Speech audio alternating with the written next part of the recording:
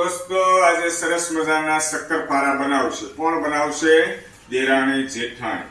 ખારા શક્કરપારા અને મીઠા શક્કરપારા. તો જોડાયેલા રહેજો, ફૂલ રેસીપી બતાવશું દોસ્તો. સૌ પ્રથમ આપણે પૂછીએ, શક્કરપારાનો લોટ તૈયાર થઈ ગયો છે, આની અંદર કયો કયો લોટ મિક્સ કરેલો છે? હલો, કયો કયો લોટ મિક્સ કરેલો છે? ઘઉં અને મેંદો.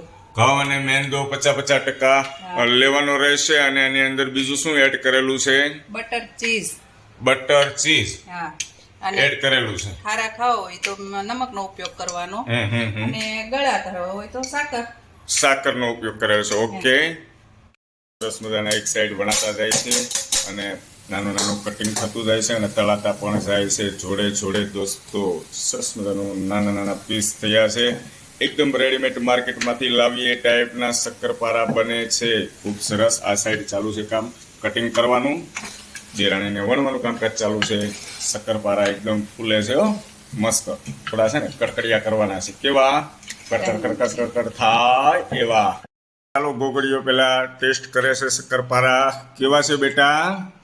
હે, કેમ થાય? સરસ મજાના બને છે દોસ્તો શક્કરપારા. એક નંબર હો, એક નંબર.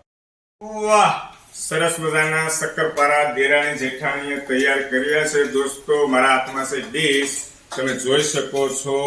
હવે આપણે ટેસ્ટ કરીએ, આ ખારા છે કે મીઠા છે?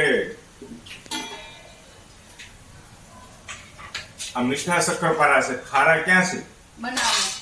હજી બનાવવાના બાકી છે, કામકાજ ચાલુ છે. આ મીઠા શક્કરપારાનું હજી કામકાજ ચાલુ છે. ઘણા બધા બનાવવાના છે ક્વોન્ટિટીમાં. વાહ, મને આનંદ થાય છે ખૂબ. દેરાણી જેઠાણી, તમારો ખૂબ ખૂબ આભાર શક્કરપારા બનાવી દેવા બદલ. Thank you very much.